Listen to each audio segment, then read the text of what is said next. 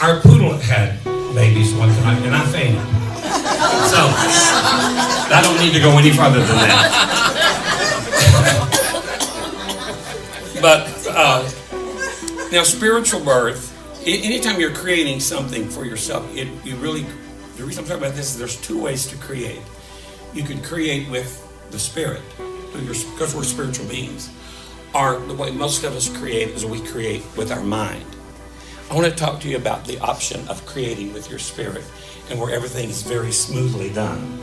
And how many of you have created right in the middle of your creation that you thought you were creating something wonderful for yourself? I'm the king of this. But right in the middle of it, you realize that you created the biggest chaos that you could ever. Have you ever been there? There's a solution to that problem. Whether you're a business owner or an artist or a singer or a pastor or whatever you are, there's a way of understanding about creating where you want to go or where the Spirit wants you to go. And it's the same thing. Creation or the pain, to me, this is the definition that came to me today about pain and spiritual birth.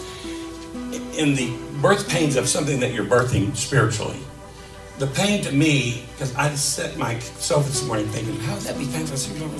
Yeah, you do, because when you're going through these changes, I don't know anything about this church, but I kind of feel like that you're going through some changes, and there's some painful things going on because you're experiencing. I don't know if it's corporately or just you as an individual, but when you're going through that, then the pain is that you don't know what, you're birthing, things are changing, things aren't the way they used to be.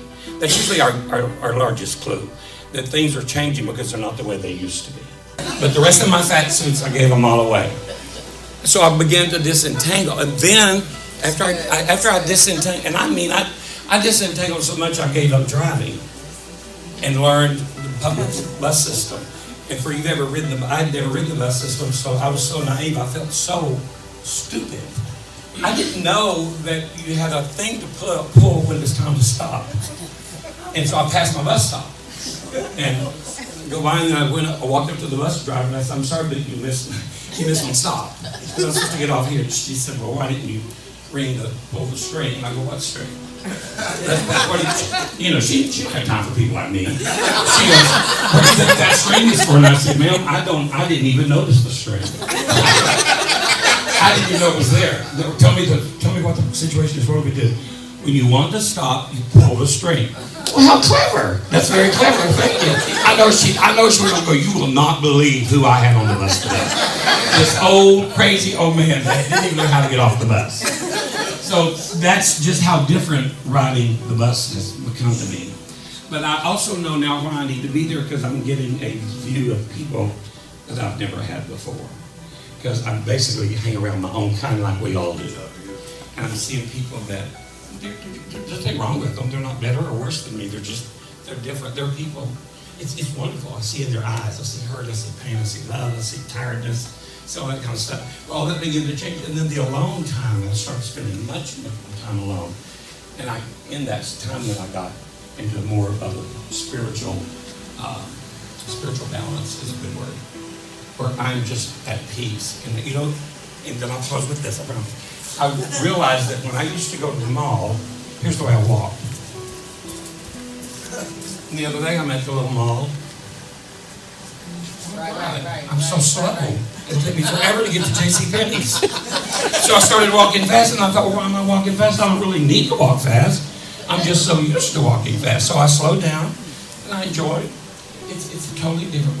But the point I'm making is, I'm going to end with this, I promise you, is when you get into this place, the same moving of the Spirit, or speaking of the Spirit, that spoke to you that you're going to create, will also be there during the creation process and will actually create.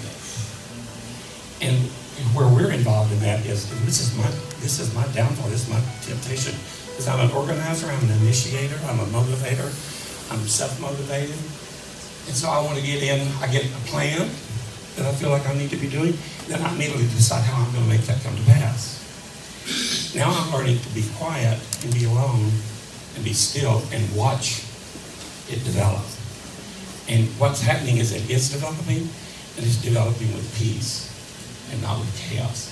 So whatever you're going through, whatever you're creating, whatever you feel like wherever you're going next, in your career, in your personal life, if you can just get your mind out of it and get your ego out of it,